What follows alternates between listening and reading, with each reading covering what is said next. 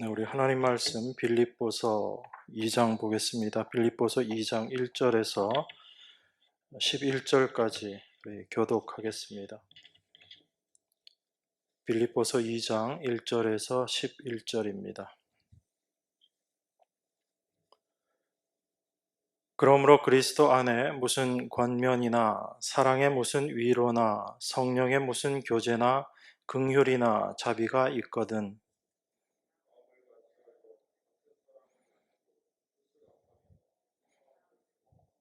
아무 일에든지 다툼이나 허용으로 하지 말고 오직 겸손한 마음으로 각각 자기보다 남을 낮게 여기고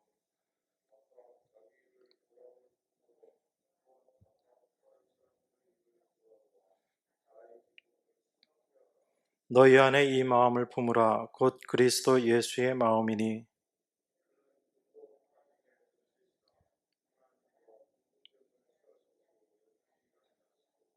오히려 자기를 비워 종의 형체를 가져 사람들과 같이 되었고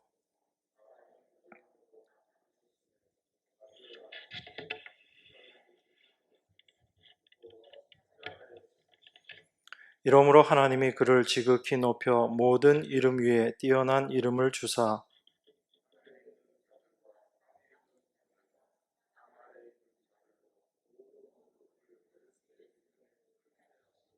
함께 읽겠습니다. 모든 입으로 예수 그리스도를 주라 시인하여 하나님 아버지께 영광을 돌리게 하셨느니라. 아멘. 저희가 지난 시간에 복음에 합당하게 생활하라라는 그 말씀을 가지고 생각을 했습니다.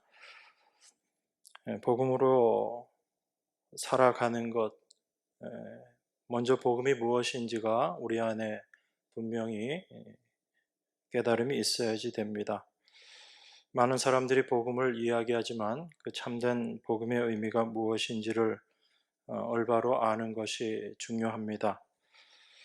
복된 소식이라는 것이 우리에게 복되고 좋은 것이기 때문에 그냥 복된 소식인 것인가? 아니면 그 복되다는 의미가 무엇인가라는 것을 우리가 말씀을 통해서 확인할 필요가 있습니다. 그렇지 않으면 우리 인간의 본성은 그저 나에게 좋은 것이 복된 것이고 나에게 유익한 것이 복음이다라고 생각하고 나를 위한 삶을 살아갈 수밖에 없는 것이 바로 우리 죄된 인생의 본질의 모습이기 때문에 그렇습니다. 그래서 이러한 우리의 본성을 거스르는 하나님의 말씀을 통해서 참된 복이 무엇이고 참된 복음이 무엇인지를 우리가 올바로 알게 될 때 하나님의 자녀로서 이 땅의 삶을 올바르게 살아가게 될 줄 생각합니다. 사도는 우리들에게 복음에 합당하게 생활을 하라라고 그렇게 이야기합니다. 그러면서 그 복음이 이 세상에 우리의 마음을 두고 살아가는 것이 아니라 영원한 하나님의 나라의 소망을 가지고 살아가는 것임을 이야기를 합니다. 이 땅을 살아가는 우리들이 어떻게 하나님의 나라 하늘을 소망하면서 살아갈 수 있게 되겠는가? 그것이 바로 이 땅이 어떠한 곳인지를 알게 될 때 우리가 온전한 하늘의 소망을 갖게 되는 것입니다. 그런 의미에서 사도는 빌립보서 1장 29절에서 그리스도를 위하여 너에게 은혜를 주신 것은 다만 그를 믿을 뿐 아니라 또한 그를 위하여 고난도 받게 하심이라 라고 그렇게 이야기합니다. 우리는 하나님의 은혜를 이야기할 때 나에게 좋은 것, 나에게 유익한 것을 생각하지만 진정 하나님의 은혜가 무엇인가 그것을 우리에게 말씀해 주는 것이 그 은혜로 말미암아 우리에게 믿음을 주셔서 참된 믿음의 자리로 나아가게 함으로 말미암아 그를 위하여 고난도 받게 되는 바로 예수 그리스도를 위하여 고난을 받는 자리, 그 자리로 나아가게 되는 것, 이것이 참된 은혜다라고 그렇게 이야기하는 것입니다.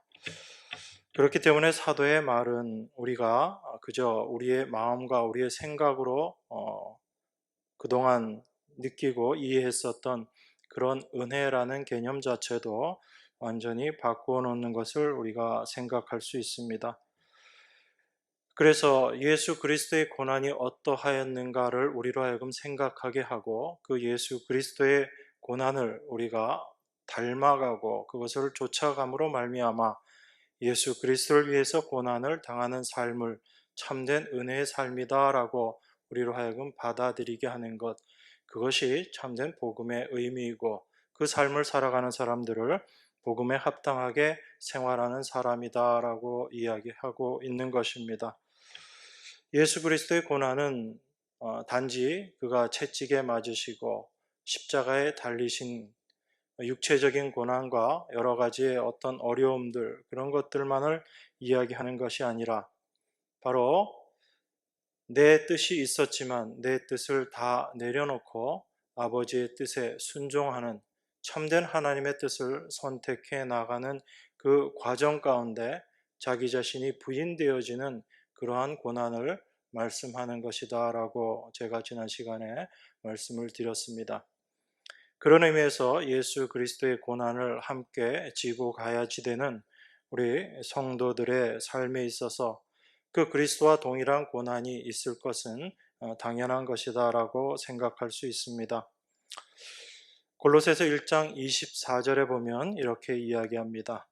내가 이제 너희를 위하여 받는 괴로움을 기뻐하고 그리스도의 남은 고난을 그의 몸된 교회를 위하여 내 육체에 채우노라, 이렇게 이야기합니다.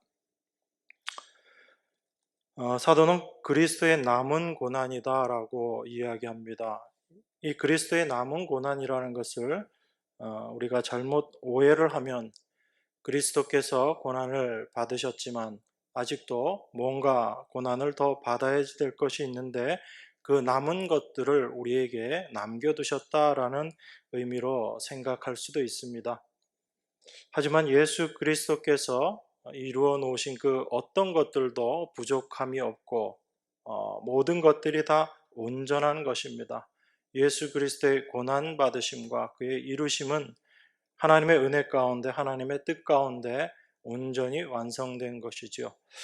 그런 의미에서 예수 그리스도의 남은 고난이다라는 것은 우리에게 맡겨진 고난, 몸된 교회가 감당해야지 될 고난이라는 것인데 그 남겨진 고난이라는 그 의미의 깊은 내용들을 우리가 생각해 보면 예수 그리스도께서 겪으셨던, 감당하셨던 그 고난을 하나님의 백성인 우리들도 동일한 고난을 감당하고 겪게 되어야지 된다라는 그 의미에서 남은 고난이다라고 표현하고 있다는 것을 우리가 생각할 수 있습니다. 예수 그리스도께서 당하신 고난이 뭔가 부족했던 것이 아니라 그 예수 그리스도의 고난이 동일하게 우리의 고난이다라는 의미에서 사도는 남은 고난이다라고 그렇게 표현하고 있는 것입니다. 그래서 성도는 이 땅을 살아가면서 이 세상의 삶 가운데 예수 그리스도께서 당하셨던 그 고난의 삶을 동일한 모습으로 걸어가게 되는 것입니다. 이 고난은 단지 우리가 이 세상을 살아가면서 세상 삶 가운데 어려움을 겪는다든지 육체적으로 환난을 당한다든지 그런 것을 이야기하는 것이다기보다는 바로 내 자신을 위해서 살아가고 있는 우리의 인생의 모습, 자기 자신이 주인이 되어서 내가 하나님처럼 되겠다라는 그 죄된 모습, 하나님 없이 스스로가 주인이 되어서 살고자 하는 그 삶의 모습에서 그러한 자기 자신이 모두 부인되어지고 무너져 내리는 것을 선택해야지 되는, 바로 자기 자신을 부인하는 그 고난의 모습에 예수 그리스도께서 보여주셨던 그 본을 쫓아서 하나님의 백성들인 우리들도 그 동일한 고난의 길을 가게 될 것임을 이야기하고 있는 것입니다. 물론 우리가 예수 그리스도를 증거함으로 말미암아 세상 사람들로부터 당하게 되는 환난이 있습니다. 어려움이 있고 분명히 그런 육체적인 고난도 없다라는 것을 우리가 부인할 수는 없습니다. 하지만 그것 자체가 중요한 것이 아니라 참된 고난이 무엇인지를 여러분들이 올바로 알게 될 때 외적인 고난보다 우리를 참된 하나님의 자녀로 하나님의 백성으로 만들어 가시는 하나님 뜻 가운데 경험하게 되는 고난이 참된 고난임을 우리가 확인하게 됩니다. 물론 육체의 고난과 어려움도 우리에게 여러 가지 유익이 있지만 그러한 유익보다 더 귀중한 것이 우리가 어떠한 존재인지를 분명히 깨닫고 내가 하나님처럼 되겠다라는 그런 죄된 본성을 가지고 하나님 없이 내가 주인 되어서 살아가고 있는, 그래서 나의 유익을 위해서 살아가고 있는 그러한 내 자신이 십자가 앞에서 죽어지는 것을 경험하는 그것이 가장 귀한 고난인 줄 생각합니다. 하나님의 백성들은 그 고난을 통해서 참된 하나님의 자녀로 새로워지는 것이고 그 새로운 삶을 이 세상에서 살아감으로 말미암아 이 세상 가운데 하나님의 뜻이 무엇인지 참된 하나님의 은혜가 무엇인지를 드러내고 이 세상에 하나님의 뜻이 지금도 역사하고 있음을 세상 가운데 선포함으로 말미암아 하나님께 영광 올려드리는 그 삶의 모습을 살아가는 것입니다. 이것이 참된 성도들의 삶의 모습이다라고 우리가 생각할 수 있습니다. 그래서 사도는 너희에게도 같은 싸움이 있으니 너희가 내 안에서 본 바요 이제도 내 안에서 듣는 바다라고 그렇게 이야기한 것입니다. 하나님의 백성들은 사도와 같은 그런 동일한 고난, 동일한 싸움이 있다라는 것이죠. 이 세상 가운데 나의 육신을 향한 그러한 고난뿐 아니라 내 안에 철저하게 내 자신이 부인되어지는, 날마다 내가 죽어야지 되는 그 고난 가운데 참된 하나님의 백성으로 온전히 거듭나게 됨을 사도가 우리에게 이야기하고 있는 것입니다. 그러한 복음에 합당한 삶을 살아가는 성도들에게 오늘 사도는 우리의 모습이 어떠해야 하는지, 교회로 모인 교회의 모습이 어떠해야 하는지를 우리에게 이야기하고 있습니다. 2장 1절부터 4절까지를 보면 이렇게 이야기합니다. 그러므로 그리스도 안에 무슨 권면이나 사랑의 무슨 위로나 성령의 무슨 교제나 긍휼이나 자비가 있거든 마음을 같이하여 같은 사랑을 가지고 뜻을 합하여 한 마음을 품어 아무 일에든지 다툼이나 허용으로 하지 말고 오직 겸손한 마음으로 각각 자기보다 남을 낮게 여기고 각각 자기 일을 돌아볼 뿐더러 또한 각각 다른 사람들의 일을 돌아보아 나의 기쁨을 충만케 하라 이렇게 이야기합니다. 빌립보 성도들에게 어떤 명령을 해서 사도를 기쁘게 해달라라고 그렇게 표현되어 있는 것 같지만 그 내용보다는 참된 성도들의 삶의 모습이 어떠한지 그러한 모습을 통해서 하나님께 기쁨이 되는 삶을 살 수 있다라고 우리에게 이야기하고 있는 것입니다. 우리가 하나님의 백성으로서 그리스도 안에서 그리스도로 말미암아 용기를 얻고 힘을 얻고 우리에게 격려함을 얻는다면, 또한 예수 그리스도의 사랑으로 말미암아 우리가 위로함을 얻는다면, 또한 우리가 성령으로 말미암은 교제와 그 성령의 은혜로 말미암은 긍휼과 자비를 우리가 경험했다면, 그러한 것들을 알고 경험한 하나님의 자녀들은 마음을 같이하고 동일한 사랑을 가지고 뜻을 합해서 한 마음을 품어야지 된다라고 이야기합니다. 쉽게 얘기해서 교회는 하나가 되어야지 된다라고 이야기하는 거죠. 동일하게 그리스도 안에 있는 성도들이라면 성령으로 말미암아 동일한 것들을 경험하고 그 은혜를 경험했다면 그 교회는 한 마음으로 동일한 사랑을 가지고 하나가 될 수 있다라고 이야기하고 있는 것입니다. 우리 사람들의 생각이 다 다르고 성향이 다 다르고 뜻이 다르고 각자가 원하는 것이 다 다릅니다. 지금 여러분들이 이 자리에 앉아 있지만 여러분들이 생각하고 계획하고 원하는 것들이 다 다를 수가 있습니다. 어떤 일에 대해서 여러분들이 좋아할 수도 있고 또 동일한 상황에 대해서 다른 사람들은 싫어할 수도 있습니다. 이게 우리의 모습이거든요. 그런데 사도는 우리에게 한 마음을 품으라라고 그렇게 이야기합니다. 동일한 마음을 가지라는 거지요. 그리고 그렇게 한 마음을 갖게 될 때 아무 일에든지 다툼이 없을 것이다라고 그렇게 이야기합니다.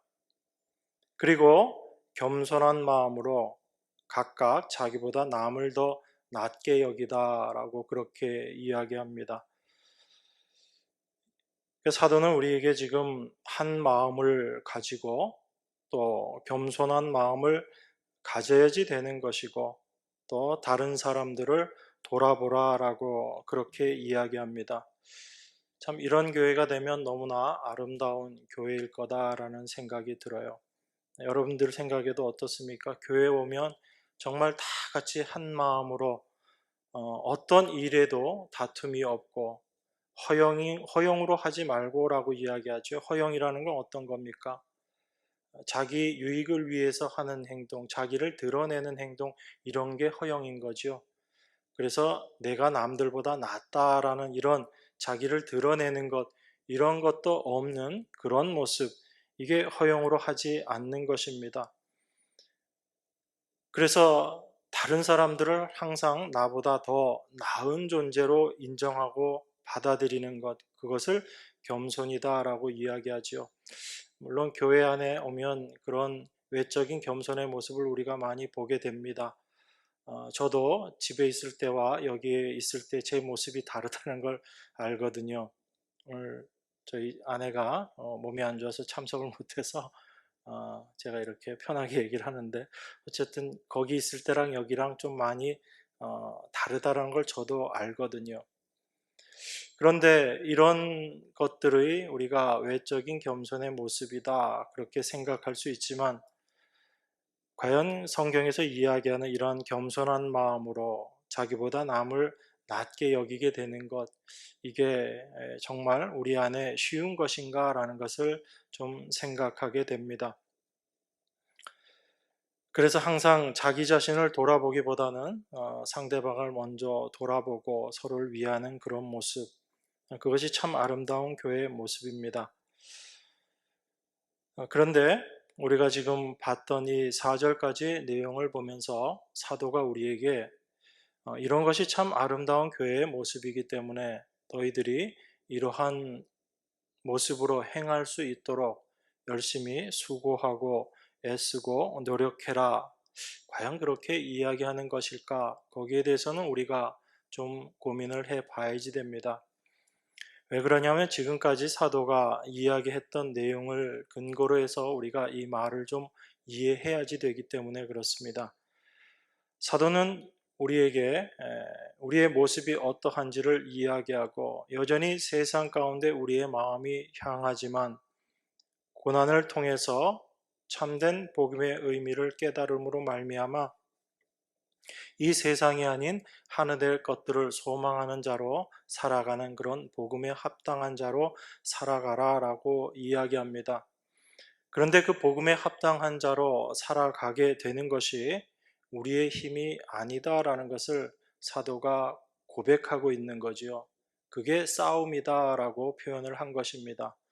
내 힘으로 도저히 그 일을 할 수 없기 때문에 그것이 나에게 고난으로 다가올 수밖에 없는 것이고 그것이 바로 내가 지금껏 싸워 오고 있는 내 안에서의 싸움이다라는 것을 사도가 이야기했었는데 그런 우리들에게 너희들이 이러이러한 일을 행해라라고 그렇게 가볍게 이야기하는 것이 정말 사도의 뜻일까라는 것을 우리에게 생각하게끔 하는 것입니다. 교회는 이러한 모습으로 되어져야지 됩니다. 분명. 그리고 분명 교회는 이러한 모습이 됩니다. 이건 제가 분명히 말씀드릴 수 있어요. 왜냐하면 이것이 하나님의 말씀이기 때문에 그렇습니다. 우리 스스로의 힘으로는 이러한 교회를 만들어갈 수 없지만 하나님은 반드시 이 일을 이루어 내실 것입니다. 그 일을 위해서 하나님께서 어떤 일을 하실 것인가, 이것이 바로 우리에게 참된 기대가 되고 소망이 되어야지 되는 것입니다. 여러분, 빌립보서 1장 6절에서 뭐라고 말씀하셨죠? 너희 속에 착한 일을 시작하신 이가 그리스도 예수의 날까지 이루실 줄을 우리가 확신하노라 라고 그렇게 이야기했습니다. 사도는 내가 그 일을 하는 것이 아니라 내 안에 하나님의 말씀, 생명을 주시고 하나님의 뜻을 내 안에 세우시고 그 일을 이루기 시작하신 그 하나님께서 반드시 그 일을 완성하실 것이다 라고 그렇게 이야기합니다. 물론 그 마지막 시간을 흘러서 최종적인 모습을 보겠지만 사도가 확신하는 것은 단지 미래에 그 일이 이루어질 것이다, 그것이 아니라 예수 그리스도의 십자가 안에서 온전히 이루어진, 예수님께서 다 이루셨다라고 말씀하신 그 다 이루심 안에 완성된 자기 자신을 발견했기 때문에 그렇습니다. 여러분들이 하나님의 말씀을 볼 때 여러분 스스로가 하나님의 말씀을 어떻게 이루어야 될까라는 것을 생각하지 마시고 하나님께서 어떻게 그것을 이미 완성하셨는가를 여러분들이 먼저 생각하셔야지 됩니다. 그래서 하나님의 말씀은 하나님께서 이루어 나가신다는 데 여러분들의 마음이 가 있으셔야지 돼요. 그렇지 않고 이 하나님의 말씀을 내가 이루어야지 되겠다라고 생각하면 이 하나님의 말씀은 여러분들에게 있어서 그저 짐이 될 뿐입니다. 오히려 하나님의 말씀이 여러분들을 더 율법 가운데로 몰고 가게 되고 그 짐 가운데로 여러분들을 밀어붙이는 모습밖에 되지 않습니다. 여러분들은 하나님의 말씀을 통해서 하나님께서 어떻게 말씀하시고 그것을 어떻게 이루어 가시는가에 여러분들의 관심이 있으셔야지 돼요. 그래서 그 하나님의 일하심을 보고 여러분들은 찬송하는 겁니다. 하나님을 찬양하는 거예요. 내가 하나님의 말씀을 조금이라도 이루어낸다면 여러분 안에서는 무엇이 나오냐면 하나님께 찬송이 나오는 것이 아니라 나의 자랑이 나올 수밖에 없어요. 그게 우리의 본성입니다.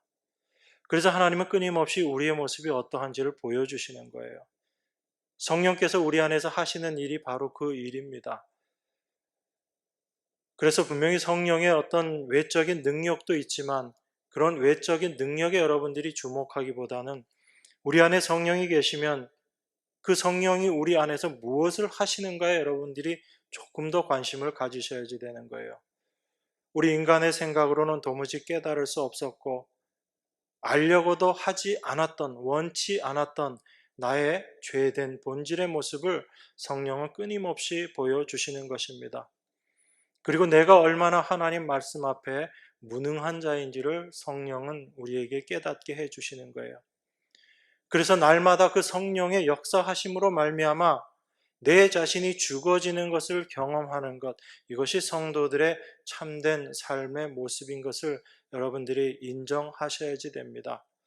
그렇지 않고 성령을 능력 삼아 힘입어서 내가 원하는 이것도 하고 또 이것도 하겠다라고 하는 그런 마음으로 살아가는 자들이라면 성령을 통해서 내가 하나님께서 말씀하신 이것도 하고 이것도 했습니다라는 그런 마태복음 7장의 모습으로 갈 수밖에 없다라는 것이 우리의 죄된 본성임을 다시 한번 확인하셔야지 되는 것입니다. 그래서 하나님의 일하심이 아닌 여러분 스스로가 뭔가 했다라고 느끼게 될 때 우리 안에서 나오는 것은 자기 자랑일 뿐이고 또한 자기와 남을 비교하고 내가 남보다 잘했으면 교만하게 되고 내가 남보다 못했으면 주눅 들고 부끄러워하고 창피하는 정말 자유함이 없는 그 모습으로 살아갈 수밖에 없는 거죠. 하나님이 우리에게 진리를 주신 것은 진리인 신 예수 그리스도께서 우리에게 오신 것은 우리로 하여금 자유케 하시기 위함입니다. 그 자유는 우리에게 절대 방종을 이야기하지 않습니다.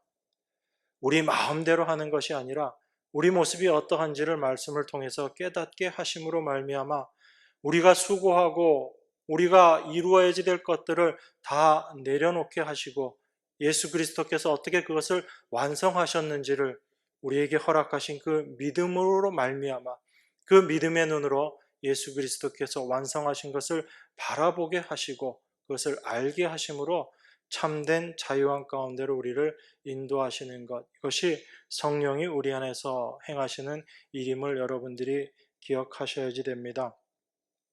그런 의미에서 사도가 오늘 우리에게 말씀한 이 말씀, 한 마음을 가져야 진다, 겸손한 마음으로 자기보다 남을 더 낮게 여기는 그런 삶으로 말미암아 다른 사람을 돌아보는 참된 교회의 모습을 너희들이 갖춰야지 된다라는 이 말씀은 겉으로 보기에는 명령의 모습처럼 보이지만 사실 이것이 우리에게 소망을 갖게 하는 참된 은혜의 말씀임을 우리가 생각하게 되는 것입니다.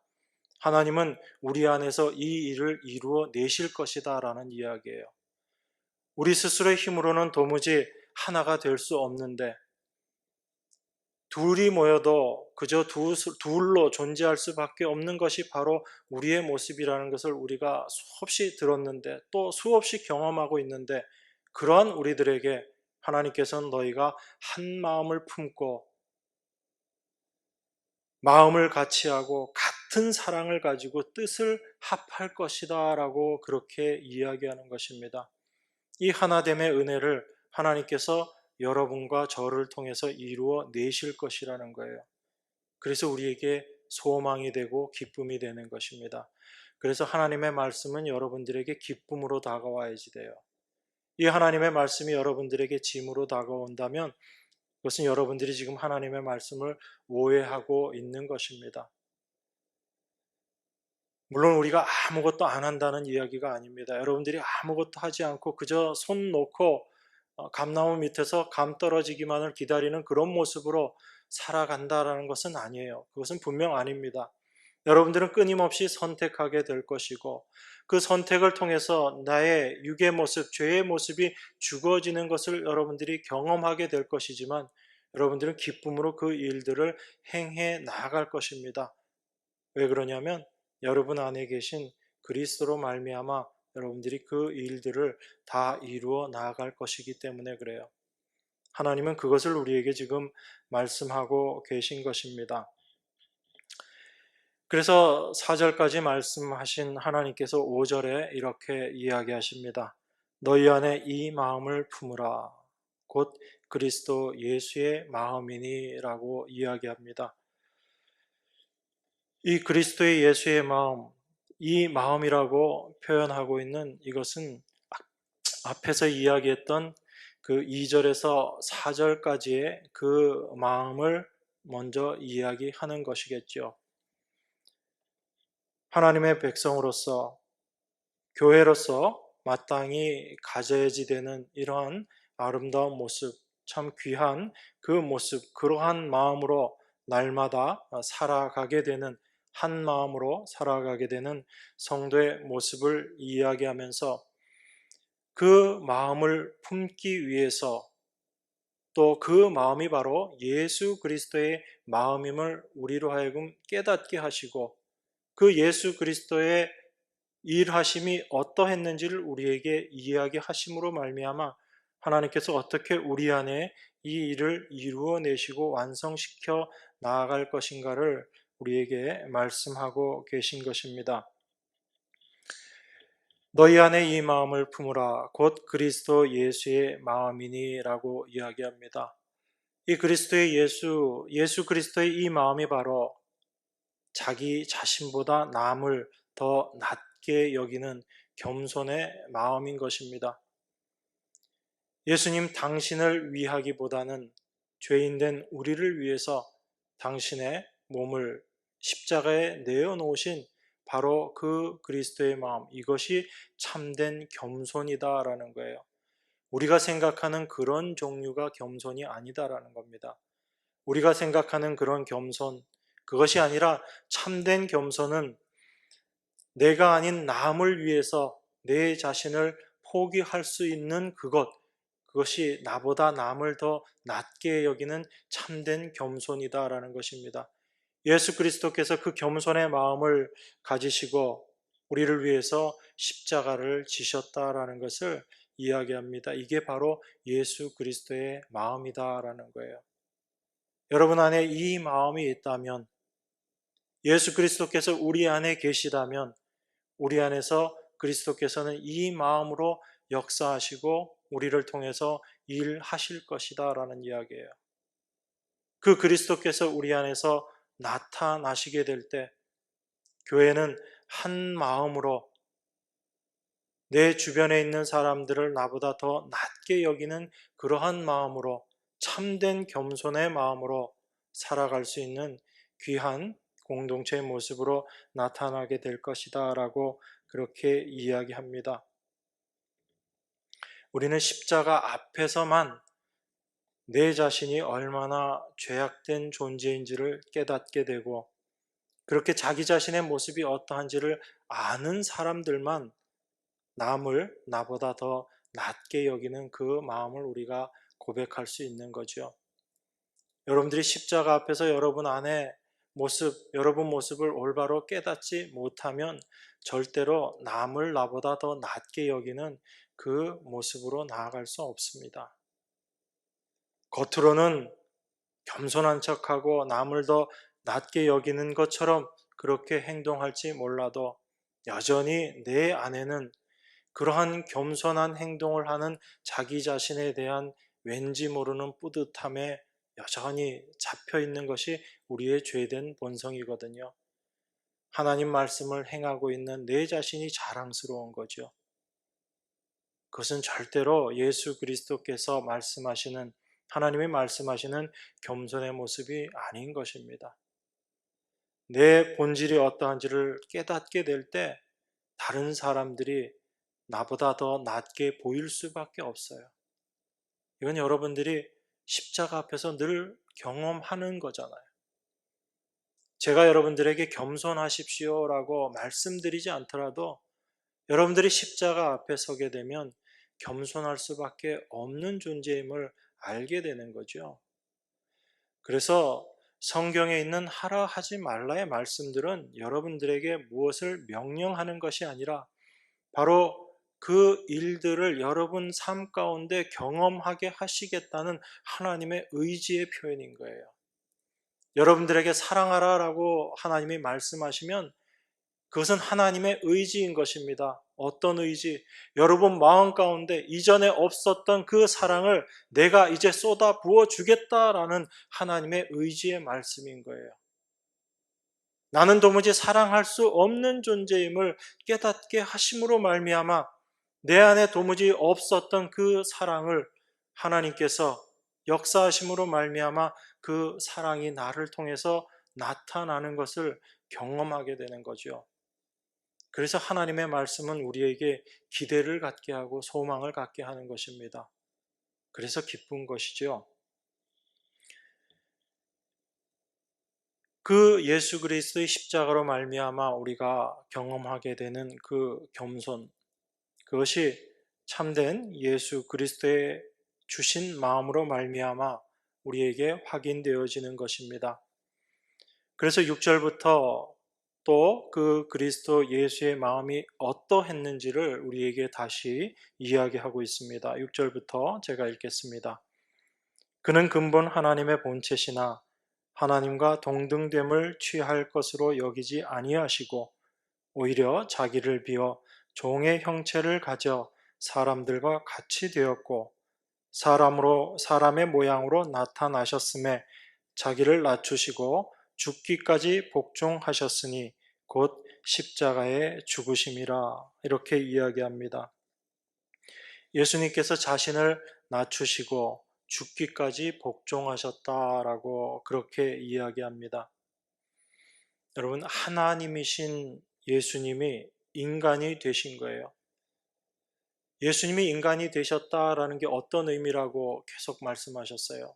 종 목사님 자주 말씀하시는데, 하나님이신 그분이 인간이 되셨다라는 게 단지 이런 인간이 되셨다, 인간의 몸을 입으셨다라는 그 의미를 더 뛰어넘는, 죄 없으신 하나님께서 죄 있는 인간이 되셨다라는 거예요. 그게 하나님이 인간이 되셨다라는 그 말씀의 의미인 것이거든요. 그러니까 단지 하나님이 인간의 모습으로 이 땅에 오셨다가 성육신의 의미가 아니라 죄 없으신 하나님께서 죄된 인간으로 이 땅에 오셨다라는 것이 성육신의 참된 의미이신 거예요. 바로 여러분과 제가 된 거죠. 그것이 성육신의 참된 의미라는 것입니다. 우리는 여전히 나의 것들을 주장하기를 원하고 나의 유익을 구하기를 원하는 그런 삶을 살아가고 있는 우리들의 모습인데, 하나님께서는 죄 없으신 분이신 그분께서 죄 있는 사람의 모습으로 바로 죄 자체로 이 땅에 오셨다라는 것입니다. 그것이 바로 하나님께서 죄인으로 오신 바로 예수 그리스도의 복종하심을 우리에게 이야기하고 있는 것입니다. 그래서 예수님의 말씀에 대해서 8절에서 사람의 모양으로 나타나셨음에 자기를 낮추시고 죽기까지 복종하셨으니 곧 십자가에 죽으심이라 라고 그렇게 이야기합니다. 그러니까 예수 그리스도의 복종하심, 하나님의 말씀에 복종하심, 이것은 두 가지를 우리가 같이 볼 수 있는 거죠. 결국은 같은 이야기지만 죄 없으신 그분께서 죄 있는 인간의 모습으로 이 땅에 오신 것이 첫 번째 복종의 모습이라면, 그 죄인인 인간을 위해서 하나님이신 당신께서 십자가에서 죽는 그 위치까지, 우리를 위해서 십자가에 달리시는 그 모습까지 가게 된 것, 그것이 바로 죽기까지 복종하셨던 예수 그리스도의 모습이다. 그런데 이것이 바로 그리스도의 마음이다라고 이야기하고 있는 것입니다.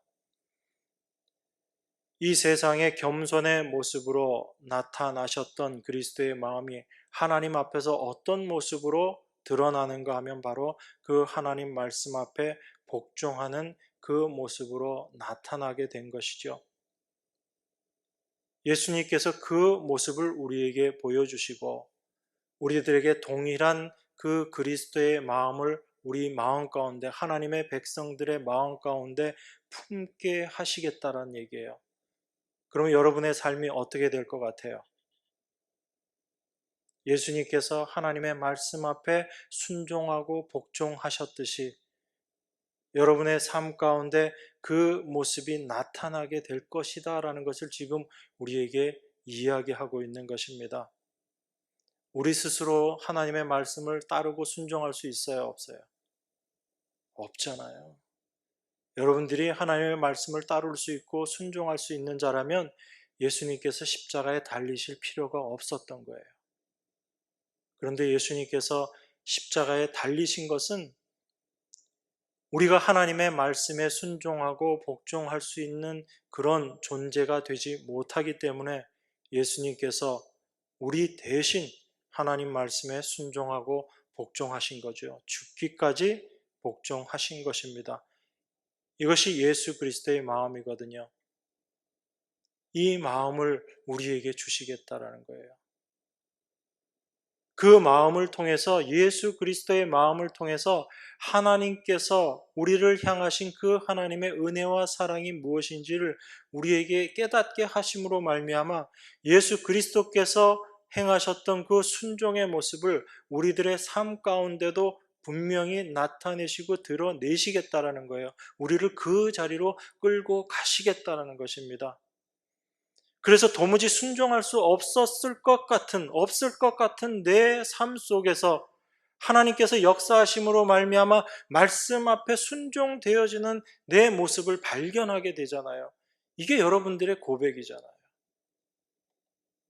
전혀 그런 게 없어요. 난 예수님 믿은 지 10년, 20년 지났는데도 도무지 나는 아직까지도 순종하지 못하고 내 고집만 피우고 있더라.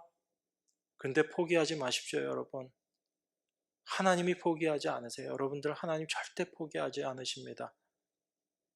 왜냐하면 우리보다 크신 분이 하나님이시기 때문에 그래요. 우리들 각자가 다 다릅니다. 생각도 다르고요. 살아온 삶의 환경들도 다르고요. 계획하고 뜻하는 것들이 다 다릅니다. 우리 안에서 역사하시는 하나님의 역사하심, 일하심도 다 다를 수밖에 없어요. 그렇지만 감사한 것은 그 한 분 하나님의 뜻과 계획이시기 때문에 동일한 곳을 향해서 가고 있다라는 겁니다. 우리의 삶의 모습들은, 다만 옆에 보이는 형제자매들의 삶의 모습들은 다른 것 같이 보이고 좀 빠른 것 같게도 보이고 늦은 것 같게도 보이지만 그 모든 길의 종착점은 이미 예수 그리스도 안에서 완성되었다는 것을 여러분들이 믿음의 눈으로 바라보시기 바랍니다.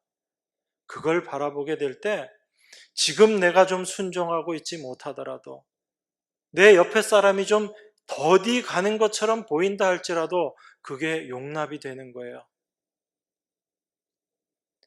내 삶의 모습을 내 힘으로 끌고 가는 것이 아니라 주님께서 나를 지금 끌고 가시고 있다는 것을 여러분이 분명히 경험을 하신다면, 여러분 옆에 계신 분도 하나님이 지금 주님이 끌고 가고 있다는 것이 분명히 보이게 되거든요. 그래서 우리는 판단하지 않게 되는 거예요. 비교하지 않게 되는 것입니다. 왜냐하면 동일하게 그 형제 자매 안에 계신 하나님께서 일하고 계심을 우리가 믿기 때문에 그렇습니다. 그래서 우리가 하나 될 수 있는 거예요. 교회가 하나 될 수 있는 것은 여러분들에게 뜻을 다 하나로 모으십시오 맨날 얘기해도 되는 거 아닙니다. 하나가 되는 방법은 바로 여러분 안에 그리스도를 여러분께서 바라보실 때, 여러분 안에 일하시는 하나님을 바라보게 될 때 교회는 저절로 하나가 되는 거예요. 그래서 세상 교회들이 구호로 외치고 있는 것들이 얼마나 허탄한 것이고 허망한 것인지를 여러분들이 확인하셔야지 되는 거예요. 예수를 이야기하고 십자가를 이야기하고 하나님을 이야기하지만 정말 성경과 전혀 다른 하나님을 이야기하고 십자가를 이야기하고 예수를 이야기하는 것을 여러분들이 분별하실 수 있어야지 되는 거예요. 그런데 그 분별함조차도 사실 하나님의 은혜이기 때문에 그 사람들을 비난하다가도 그 비난하는 그 모습을 접게 될 수밖에 없는 것이 사실 또한 우리들의 모습임을 고백할 수밖에 없습니다. 왜냐하면 하나님이 은혜 주시지 않으면 나도 그 모습과 똑같은 모습으로 살아갈 수밖에 없는 것이 나다라는 것을 알기 때문에 그래요. 그래서 판단하기보다는 그들의 잘못된 모습들을 보고 기도하게 되고 애통한 마음으로 하나님 앞에 간구하게 되는 거죠. 이게 성도들의 참된 모습인 것입니다. 그래서 교회는 자연스럽게 서로가 서로를 위해서 중보하는 그런 중보 공동체가 될 수밖에 없는 거예요. 여러분들에게 하루에 기도 시간 중에 얼마를 시간을 내서 중보 기도하십시오. 이게 중요한 게 아니라 참된 하나님의 은혜와 사랑을 알게 되면 옆에 형제 자매를 보면서 중보하게 되고 그들을 위해서 기도하게 되고 또한 그들에게 기도해달라라는 그런 사도의 고백과 같은 그런 말들을 하는 거예요. 사도가 서신서에 종종 보면 자기를 위해서 기도해달라고 하잖아요. 도무지 기도해 줄 게 없을 것 같은 사도인데 왜 기도해 달라고 하는 거예요? 여전히 인간의 연약함, 육신의 연약함을 경험하고 있기 때문에 그렇습니다. 잠시라도 하나님이 붙잡아 주시지 않으면 쓰러질 수밖에 없는 것이 인간이다라는 것을 알았기 때문에 나를 위해서 기도해 달라라고 그렇게 이야기하는 거죠. 그것이 성도 안에 참된 교제인 것이에요. 그러한 모습으로 하나님은 우리를 이끌고 가시고 인도해 가신다라는 이야기입니다. 그래서 성도들에게 있어서의 겸손이라는 건 이건 세상 사람들이 생각하는 그런 의미에서의 겸손이 아닌 거죠. 내 모습이 어떠한지를 깨닫게 됨으로 말미암아 나타나게 되는 참된 겸손.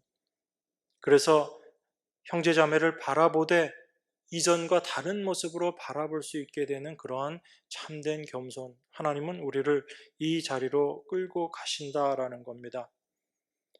그렇게 예수님께서 하나님의 말씀 앞에 순종하고 복종하셨듯이 우리로 하여금 그 자리로 끌고 가시겠다라는 것이 우리 안에 예수 그리스도의 마음을 품으라라고 이야기하시는 하나님의 말씀인 거예요. 예수님께서 하나님 앞에 보이셨던 그 삶의 모습을 여러분들이 예수님을 그리스도를 본받아라는 그 말씀의 의미를 잘 이해하셔야지 되는 겁니다. 그러니까 예수님이 순종하셨으니까 우리도 순종해야지, 그 의미의 순종이 아닌 거예요. 그건 우리가 우리 스스로 말씀을 지켜나가야지 되겠다라는 것인 뿐인 거죠. 말씀이 우리 안에서 역사함으로 말미암아 말씀대로 되어지는 삶과는 사실 다른 모습인 것입니다. 그래서 그 말씀이 우리 안에 임하심으로 말미암아 하나님께서 우리를 어떠한 자로 만들어 가실 것인가, 이것이 우리에게 참된 소망이요 기쁨이 되는 것입니다. 예수 그리스도께서 하나님 말씀 앞에 순종하고 죽기까지 복종하셨듯이 우리가 그 자리로 가게 된다라는 거예요. 그래서 하나님의 백성들, 그 사도들의 삶의 모습을 보면 도무지 그런 삶을 살 수 없었을 것 같은 사도들이 나중에 어떤 모습을 살게 돼요? 그 이전에는 내가 예수님 보좌 우편에 아니면 내가 좌편에 그렇게 얘기했던 그 예수님의 제자들이 자기의 목숨을 내놓는 것을 전혀 개의치 않고 하나님 말씀을 선포하는데 전혀 주저함이 없이 살아갔던 그 모습들을 우리가 보게 되는 거잖아요. 예수님을 3번씩이나 부인했던 베드로에게 주님께서 하신 말씀이 있죠. 사탄이 너를 밀가부르듯이 하겠지만 너 믿음을 위해서 내가 기도한다라고 말씀하셨습니다. 그러니까 그 베드로의 믿음이라는 것은 베드로가 내어놓을 수 있는 믿음이 아니라 주님께서 붙잡아 주심으로 말미암아 살아갈 수 있는 그 삶의 모습, 그 믿음의 모습, 바로 주님이 그 안에서 일하심으로 말미암아 나타나게 되는 믿음의 모습인 거지요. 우리를 다 그 모습으로 하나님께서 끌고 가시고 인도하시겠다는 겁니다. 그래서 이 아름다운 교회의 모습을 하나님께서 반드시 완성시켜 나가시는 거죠. 이게 여러분들에게 소망이 되셔야지 됩니다. 9절에 보면 이렇게 이야기합니다. 이러므로 하나님이 그를 지극히 높여 모든 이름 위에 뛰어난 이름을 주셨다라고 이야기합니다. 여러분, 이름이라는 게 어떤 거라고 알고 있어요? 그냥 아무개야 아무개야 하는 누구를 부르는 그런 것, 그 이름의 의미가 아니죠. 이름이라는 것은 그 사람의 인격을 이야기합니다. 이름은 그 사람의 전부를 이야기해요. 이름은 그 사람의 행함까지를 다 포함하고 있는 것입니다. 하나님께서 예수 그리스도를 모든 이름 위에 뛰어난 이름을 주셨다라고 이야기합니다. 하나님이 예수 그리스도를 지극히 높이셨다라고 그렇게 이야기하는 거죠. 하나님께서 예수 그리스도의 이름을 높이셨다, 모든 이름 위에 뛰어난 이름을 주셨다라는 것은 바로 그 예수 그리스도께서 행하신 그 일을, 그 예수 그리스도를 하나님께서 온전히 인정하셨다라는 이야기잖아요. 그래서 모든 이름 위에 뛰어난 이름을 주셨다라고 이야기합니다. 그 모든이라는 게 어떤 모든이에요? 이 세상에 있는 그 누구보다도 뛰어난 이름으로 예수 그리스도의 이름을 하나님께서 인정하셨다라는 것입니다. 그래서 이 예수 그리스도의 이름 앞에 자기의 어떠함을 나타낼 수 있는 자는 아무도 없는 거예요. 여러분과 저 누구라 할지라도 예수 그리스도의 이름 앞에 내 이름을 나타낼 수 있는 자가 없는 것입니다. 그런데 만약 여전히 자기 자랑이 있고 자기 행함을 주장하는 사람이 있다면 이 사람은 예수 그리스도를 아는 자예요, 모르는 자예요? 모르는 자인 거죠. 주님은 지금 그거 얘기하고 있는 거예요. 그러니까 여러분들에게 겸손해라, 교만하지 말아라 라는 것은 단지 여러분들이 행해야지 되는 어떤 덕목이 아니라 예수 그리스도를 알게 된다면 겸손하지 않을 수 없고 교만하지 않을 수 없는 그 모습으로 교만하지 않는 그 자리로 갈 수밖에 없는 그것이 참된 그리스도를 아는 자의 삶의 모습인 것입니다. 그래서 하나님께서 예수 그리스도를 모든 이름 위에 뛰어난 이름을 주셨다라고 이야기하는 겁니다. 그 이름 앞에는 어떻게 됩니까? 10절에 하늘에 있는 자들과 땅에 있는 자들과 땅 아래에 있는 자들로 모든 무릎을 예수의 이름에 꿇게 하시고, 그러니까 예수님 앞에, 하나님 앞에 우리가 내세울 게 아무것도 없는 존재들인 거예요.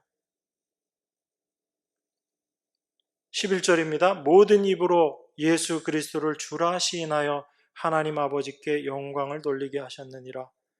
모든 입으로 예수 그리스도를 주라 시인하게끔 하신다라고 이야기합니다. 우리가 그 이야기 많이 하죠. 우리가 정말 예수님은 우리의 주이십니다. 그렇게 입으로는 많이 이야기하는데 정말 여러분들이 그 심령 가운데 주님을 주라라고 고백하고 있는지. 그런데 참으로 감사한 건 뭔지 아세요, 여러분? 10절하고 11절에 보면 이렇게 표현하고 있습니다. 하늘에 있는 자들과 땅에 있는 자들과 땅 아래에 있는 자들로 모든 무릎을 예수의 이름에 꿇게 하시고, 11절 모든 입으로 예수 그리스도를 주라 시인하여 하나님 아버지께 영광을 돌리게 하셨느니라. 제가 이 말씀을 보면서 이것조차도 우리가 하는 게 아니구나라는 것을 확인하게 됩니다. 여러분, 우리 무릎을 예수 이름에 꿇는 것, 이게 우리가 할 수 있는 일이 아니다라는 겁니다. 이 교만한 우리들은 입으로는 예수님을 주라라고 이야기하지만 정말 그 주님 앞에 무릎 꿇지 못하는 자들인데 하나님께서 그 일을 하시겠다는 거예요. 모든 자들을, 하늘에 있는 자들, 땅에 있는 자들, 땅 아래에 있는 자들, 그 모든 자들의 무릎을 예수의 이름에 꿇게 하시겠다는 거예요. 이게 하나님께서 하시겠다는 거죠.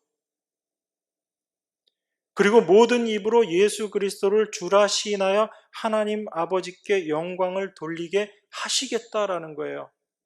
바로 하나님이 예수 그리스도께서 이루어 놓으신 그 일이 어떠한 것인지를 우리로 하여금 깨닫게 하심으로 말미암아 우리로 하여금 예수 그리스도의 이름 앞에 무릎 꿇는 자로 우리를 만들어 가시겠다라는 거예요.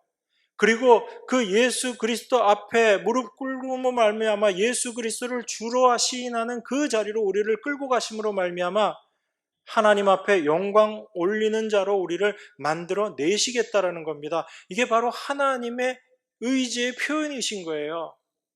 제가 여러분들을 제가 앞으로 이렇게 만들겠습니다, 백날 소리쳐도 다 이건 헛소리인 거죠. 그럴 능력도 없는 사람이 백날 헛소리 해봤자 여러분들 다 콧방귀밖에 안 낄 거예요. 그런데 여러분들이 정말 하나님이 어떤 분이신지를 믿는다면, 제가 하는 말이 아니라 성경의 말씀이 정말 하나님의 말씀임을 여러분들이 믿는다면 하나님께서 여러분들을 이 자리로 끌고 가시겠다는 이것이 여러분들에게 참된 기쁨이 되는 거예요. 하나님께서는 예수 그리스도를 통해서 당신의 뜻을 다 드러내셨어요. 예수님이 십자가에 달려 죽으심으로 말미암아 하나님께서 당신의 백성들을 어떻게 구원해내시고 어떻게 건져내시는지를, 또한 그 십자가를 통해서 모든 것들을 다 이루심으로 말미암아 하나님의 백성들을 어떠한 온전한 모습으로 완성시키셨는지를 우리에게 확인시켜 주는 것입니다. 그래서 예수 그리스도의 이름을 높이는 자들, 예수 그리스도 앞에 무릎 꿇게 됨으로 말미암아 예수님을 통해서 하나님께서 계획하셨던 그 모든 일들이 이루어지고 완성되었음을 고백하는 그 모습의 자리가 되는 거예요.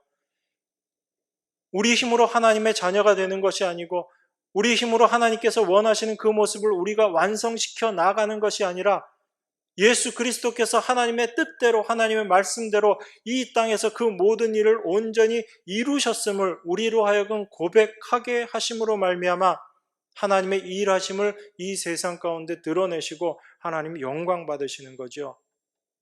그게 하나님께서 우리 안에 예수 그리스도의 마음을 품게 하심으로 말미암아 이 땅에 하나님의 백성들을 어떤 모습으로 만들어 내시겠다라는 하나님의 의지의 표현이신 거예요. 그래서 우리 가운데 분명히 싸움이 있을 것이다 라고 이야기하는 것입니다. 우리 가운데 고난이 있을 것이다 라고 이야기하는 거예요. 그런데 그 고난과 싸움을 통해서 우리 자신을 철저하게 무너뜨리시고 예수 그리스도의 마음을 품은 자로 우리를 세우시겠다라는 겁니다. 오직 예수 그리스도 앞에 무릎 꿇는 자로 우리들을 만들어 가시겠다는 거예요. 우리의 본성은 어때요? 그 누구에게도 무릎 꿇기 싫어하는 것이 우리들의 본질이지 않습니까? 내가 무릎 꿇는 거 싫은 거죠. 그런데 그 본성을 하나님께서 철저하게 다루셔서 예수 그리스도 앞에 무릎 꿇는 자로 우리를 만드시겠다는 얘기예요.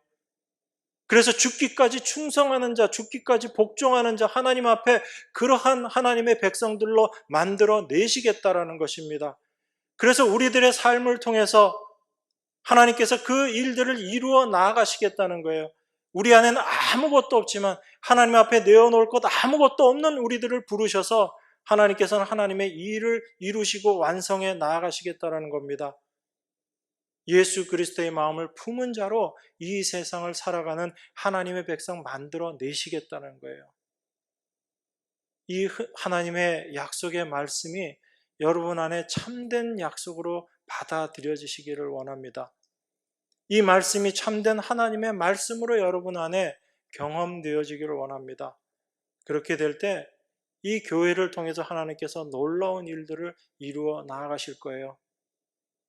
세상이 바라는 그런 놀라운 일들이 아니라 여러분 자신이 무너져 내리는, 내가 날마다 죽는 그것을 경험하는 그런 복된 교회로 하나님께서 만들어 가실 거예요.